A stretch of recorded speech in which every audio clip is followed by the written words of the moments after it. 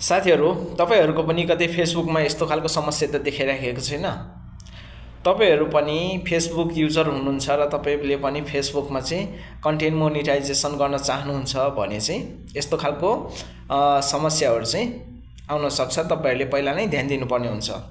मेरो पुरानो आइडीमा चाहिँ यस्तो खालको समस्या आयो। मेरो पुरानो आइडीमा चाहिँ मेरो आइडी चाहिँ मोनेटाइजेसन भइसकेको थियो, कन्टेन्ट मोनेटाइजेसन भइसकेको थियो। तर मेरो केही समस्याहरु भएको कारणले चाहिँ मेरो चाहिँ कन्टेन्ट मोनेटाइजेसन चाहिँ डिमोनेटाइजेसन गरिदियो फेसबुकले। यहाँनिर हेर्न सक्नुहुनेछ। पहिलाको मेरो आइडीमा चाहिँ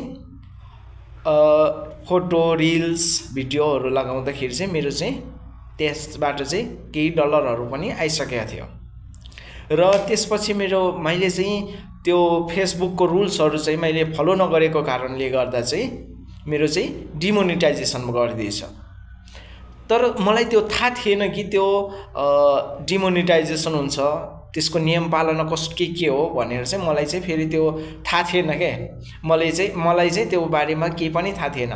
र मैले चाहिँ अब फेसबुकतिर हैन कुनै राम्रो फनी भिडियोहरु, रमाइलो लागेको भिडियोहरु, राम्रो लागेको भिडियोहरु चाहिँ डाउनलोड गरेर मैले एडिट गरेर चाहिँ पोस्ट गर्ने गर्थे। तपाईहरुले पनि हेरिराख्नु भएको थियो हैन।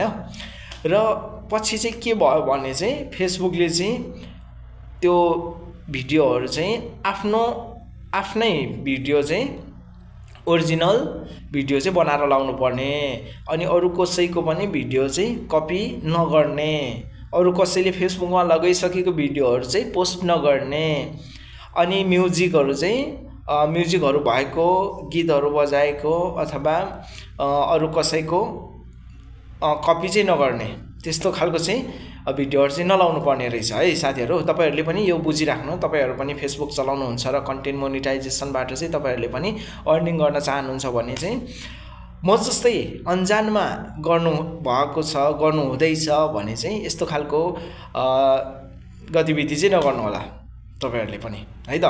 र तपाईहरुले चाहिँ फेसबुकमा भिडियो, फोटो लाउँदाखेरि चाहिँ कस्तो खालको लाउनु पर्छ भन्दा चाहिँ आफ्नो ओरिजिनल लगाउनु हैन। र अरूले भिडियो लगाइसकेको, अरूले फेसबुकमा पोस्ट गरिसकेको भिडियोहरु, पोस्ट गरिसकेको फोटोहरु त्यस्तो खालको चाहिँ नलाउनु होला।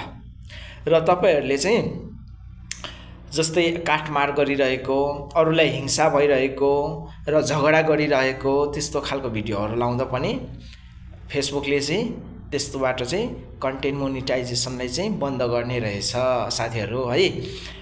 तपाईहरु पनि नयाँ कन्टेन्ट क्रिएटर हुनुहुन्छ र तपाईहरुले पनि फेसबुकबाट चाहिँ अर्निङ गर्न चाहनुहुन्छ र तपाईहरुले पनि यस्तो खालको गतिविधि गर्दै हुनुहुन्छ भने चाहिँ अहिलेदेखि नै सावधान रहनु होला। र यो चाहिँ मेरो नयाँ आइडी हो साथीहरु है। सबैजनाले फलो पनि गरिदिनु होला र जोइन पनि हुनु होला। पुरानो मेरो फेसबुकको साथीहरु पनि कतिपय साथीहरु चाहिँ फ्रेन्ड भएको छैन। जतिजनाले पनि यो भिडियो हेर्दै हुनुहुन्छ भने चाहिँ फ्रेन्ड पनि भएर जोडिनु होला साथीहरु। र तपाईहरुले पनि कन्टेन्ट मोनेटाइजेसन गर्नुको लागि चाहिँ आफ्नै ओरिजिनल भिडियो लाउनु होला। आफ्नै भिडियोहरु लगाएर चाहिँ तपाईहरुले चाहिँ कसैको पनि कपी नगरिकन चाहिँ लगाउनु होला। र तपाईको अवश्य पनि मोनेटाइजेसन अन हुनेछ र तपाईहरुको पनि फेसबुकबाट अर्निङ हुनेछ है त साथीहरु। Thank you very much.